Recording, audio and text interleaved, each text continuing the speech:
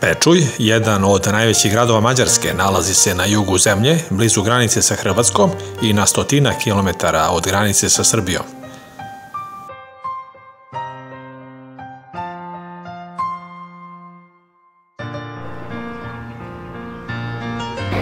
Dobar dan, dobri ljudi. Juče sam iz Beograda došao u Pečuj, nekada rimski, pa osmanski, a danas jedan od najlepših gradova Mađarske. Želim da vidim kako izgleda ovaj grad, pun istorije, umetnosti i sjajne atmosfere. Planiram da obiđem najpoznatije lokacije i naravno da snimim što više kadrova kako bi vi doživjeli Pečuj kroz ovaj vlog. Danas je prvi prolećni dan, temperatura će se kretati između 15 i 20 stepeni, što je idealno za obilazak i šetnju.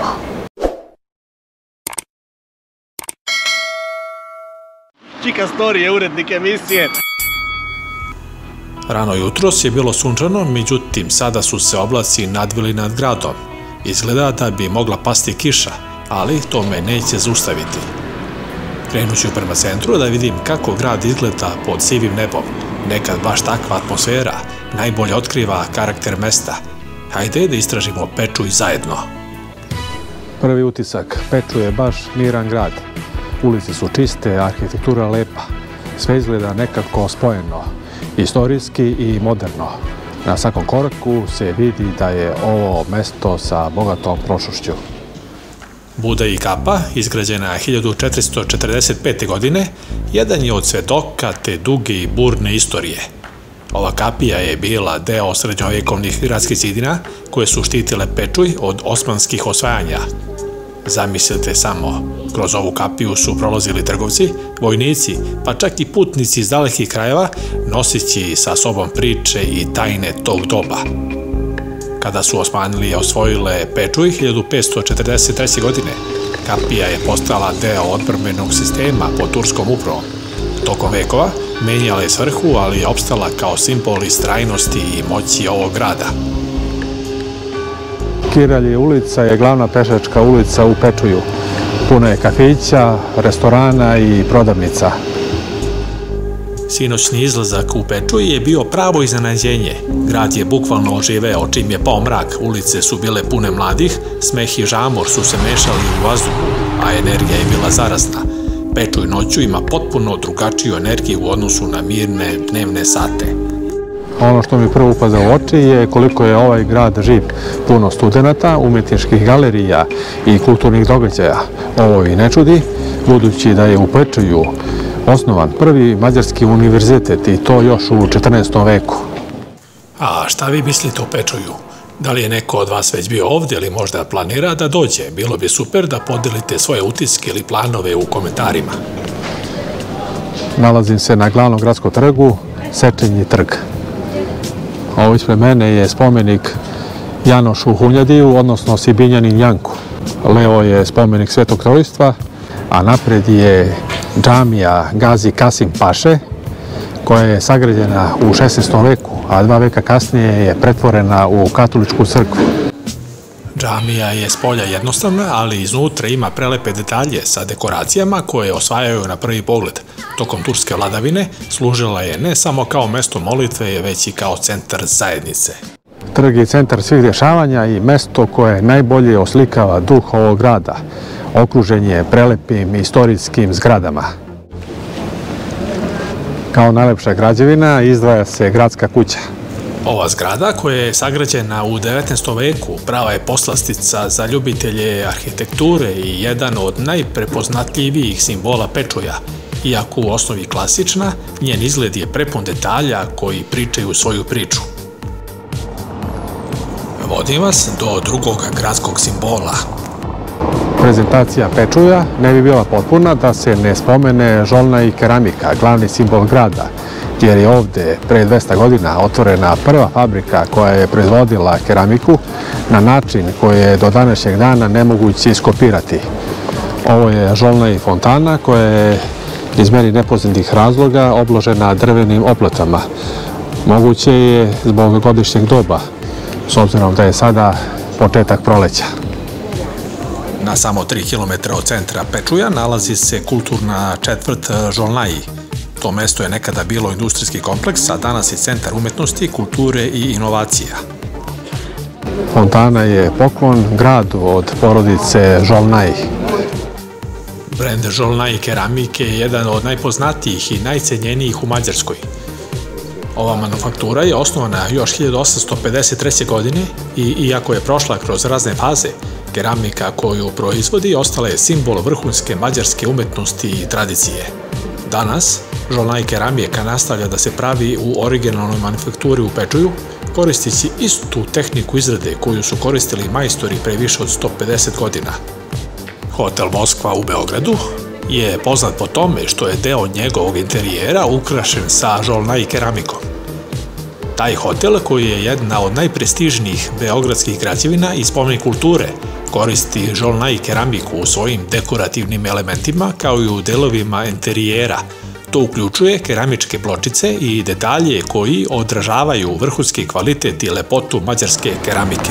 Prava je uživancija šetati ovde jer je atmosfera opuštena, a zgrade oko mene imaju prelep arhitektonski stil koji spaja barok, klasicizam i modernu umetnost. Prijatelj emisije Milo Motogear. Moto oprema po meri. Za više informacija Instagram, Facebook, TikTok. Odlazim do nekog kafića da isprobam kakav je kapućino. Inače, mađarska kultura ispijanja kafe datira još iz vremena Osmanskog carstva, kada je kafa prvi put stigla u ove krajeve. Od tada je postala neizostavan deo svakodnevnog života. Vreme je za jutarnju kafe pauzu. Omiljene varijante su espresso, kapućino, ali i melanž koji je sličan bečkoj kafi sa dodatkom mlečne pene. Temperatura 16 stepeni, oblačno i povremeno pada slaba kiša. Interesantno je da u Pečuju možete pronaći neke specijalne lokalne kafe sa dodatkom začina ili posebnih vrsta mleka. Nakon pauze krećemo u dalje istraživanje grada, ima još dosta toga da se vidi. Izgleda da me je kiša sustikla. Nije baš idealno vreme za šetnju, ali nema veze. To je samo deo putničkog iskustva. Od kiše se stanja, nemam drugde nego u tržni centar Arkad. Našao sam ovo, nazovi skrovito mesto i nastavljam priču odatle. Da vidim čega sve ima ovde. Nadam se da će kiša prestati da pada.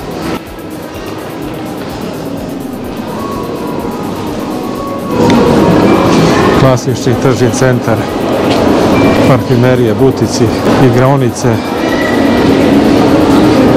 optičarske radnje, prodavnici intimnog rublja, ovde za mobilne telefone, štand, sportska oprema, gore su restorani.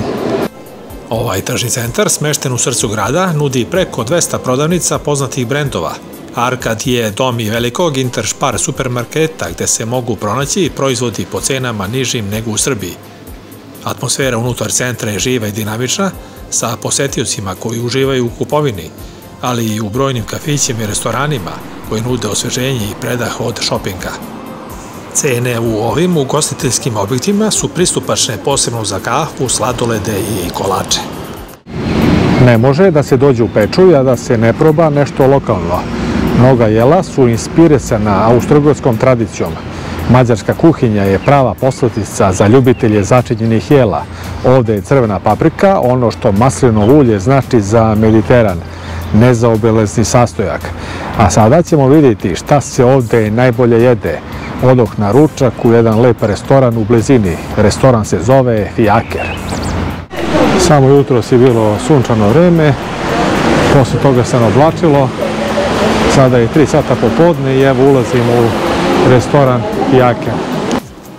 Ovo je jedan od tipičnih mađarskih restorana. U blizini Kirelje ulice. Atmosfera je baš onakva kako očekujete od dobre kafane. Miris paprike i mesa u vazduhu. Dok istražujem kulinarske čari Mađarske, ne mogu a da ne primetim bogatstvo ukusa i mirisa koji prožimaju ovu tradicionalnu kuhinju. Mađarska gastronomija poznata je po svojoj pikantnosti i upotrebi začina. Jedan od najčuvenijih specijaliteta je gulaš, gusta supa od mesa, luka, krompira i naravno obilja paprike. Tu je i langoš, prženo testo koje se često služi sa pavlokom i rendanim sirom, savršeno za brzi zalogaj. Ne smemo zaboraviti ni mađarsku čorbu, bogatu i idealnu za hladnije dane. Za ljubitelje slatkiša tu je doboš torta, slojevita poslastica sa čokoladnim kremom. Jedna stvar koju volim u Mađarskoj je što za pristojnu cenu možete dobro jesti. Dakle, ako dolazite ovde, ne morate brinuti da ćete ostati gladni, ni po ceni, ni po količini, ni po kvalitetu. Lokalno pivo. Mađarska je poznata po pristupačnim cenama piva, svrstavajući je među zemlje sa najjeftinijim pivom u Evropi. Na kraju, zaključak, mađarska kuhinja je prava riznica ukusa koja spaja tradiciju i strast prema hrani.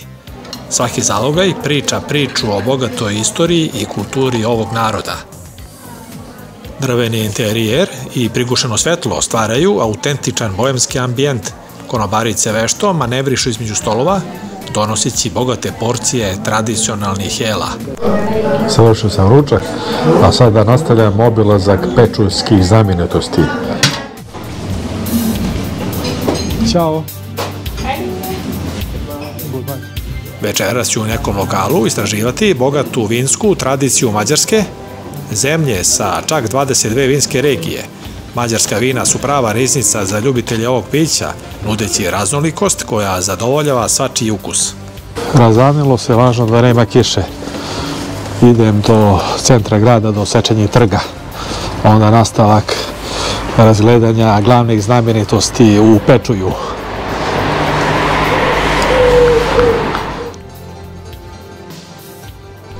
Jedno od mojih zapažanja je da je vegetacija ovde mnogo kasnije u odnosu na Srbiju. Evo, stabla su još uvek gola, nema još zelenila, još nije krenulo ništa da pupi. Iako je nebo nad Pečujem danas prekriveno sivim oblacima i kiša lagano rominja, moje raspoloženje ostaje vedro i nepokolebljivo. Iako je poznato da tmurno vreme može uticati na smanjenje serotonina, hormona sreće i povećanje melatonina, što nas može učiniti pospanim, odlučujem da ne dozvolim da mi to pokvari dan. Popodne je 16 sati i 20 minuta. Evo me ponovo na glavnom centralnom trgu, Sečenji trg. Povoljna geografska lokacija je uslovila da na ovom području žive brojni narodi i narodnosti. Nalazim se ispred gradske kuće. Dokaz za napred izneto je i ova tabla, nazivi za gradsku kuću na raznim jezicima, pa tako imamo mađarski, rumunski, hrvatski, srpski, slovački i nemački jezik. Spomenik na centralnom trgu posvećen je junaku iz 15. veka koji je bio ključna figura u odbrani Beograda od osmanske vojske 1456. godine. Hunjadi Janoš, odnosno Sibinjanin Janko. Od ukupno 150.000 stanovnika koji žive u Pečuju, 1/3 čine studenti, dakle njih 50.000. Spomenik prikazuje Janoša Hunjadija na konju i postavljen je ispred Gazi Kasim džamije, što dodatno naglašava kulturnu i istorijsku vrednost ovog mesta. Ova lokacija je značajna jer spomenik ne samo da odaje počast Hunjadiju, već i simbolizuje harmoniju različitih kultura i religija koje su oblikovale istoriju Pečuja. Poseta Sečenji trgu pruža uvid u bogatu i složenu istoriju Pečuja. Nastavljam obilazak dalje i ubrzo zatičem ove katance koji su nešto nalik onim koji se nalaze na ogradi mosta u Vrnjačkoj banji. Moja sledeća lokacija je katedrala sa 4 zvonika visine oko 60 metara. Pa da čujemo o čemu se radi. Pečujska katedrala, odnosno katedrala Svetog Petra i Svetog Pavla, je jedna od najlepših katedrala u Mađarskoj. Sagrađena je još u 4. veku, a zanimljivo je da ispod nje postoje ranohrišćanske grobnice iz 4. veka, koje su deo UNESCO-ve svetske baštine. Mogu da kažem da me ovaj grad zaista oduševio. Pečuj je jedan od onih gradova koji imaju bogatu istoriju, umetnost na svakom koraku i opuštenu atmosferu. Ovaj verski objekat sa 4 kule ima neverovatnu istoriju koja traje više od 1000 godina. Katedrala čuva drugo najveće zvono u Mađarskoj i treće u Evropi, što dodatno ističe njen značaj i veličinu. Unutrašnjost katedrale krasi pozlaćeni oltar i impozantne orgulje, pružajući posetiocima uvid u bogatstvo umjetničkog izraza tog perioda. 1991. godine Papa Jovan Pavle II. Uzdigao je katedralu na nivo bazilike, priznajući njen značaj u hrišćanskoj zajednici. Odlazim do sljedeće zanimljive lokacije. Vidjet ćete uskoro o čemu se radi.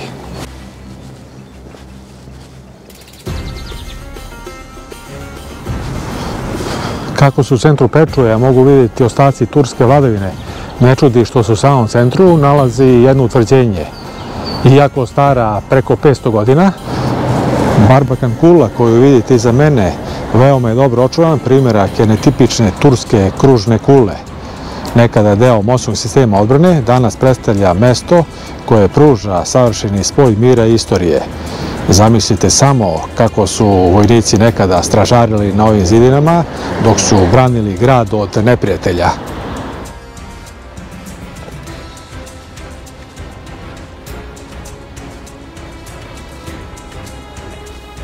Nakon osvajanja Pečuja od strane Osmanlijskog carstva u 16. veku, grad je podvrgnut brojnim promjenama. Iako precizni detalji o osvajanjima same Barbakan kule nisu široko dokumentovani, poznato je da su Osmanlije često prilagođavale i koristile postojeća utvrđenja u skladu sa svojim vojnim potrebama. Džamija Hasan Paše Jakovalija je u jednom trenutku pretvorena u bolnicu pa u katoličku crkvu. Najbolje je očuvana džamija na području Austro-Ugarske i jedina u Mađarskoj na kojoj je ostao sačuvan minaret. Danas je pored verskog objekta i muzej. Hasan Paša Jakovali je osmanski vojvoda poreklom iz Đakova, današnje Hrvatske. Zajedno sa minaretom, džamija je odolela vremenu i ostala gotovo netaknuta kroz vekove. Interesantno je da se na njenoj kupoli nalazi polumesec sa krstom, što simbolizuje suživot hrišćanske i muslimanske zajednice u ovom regionu.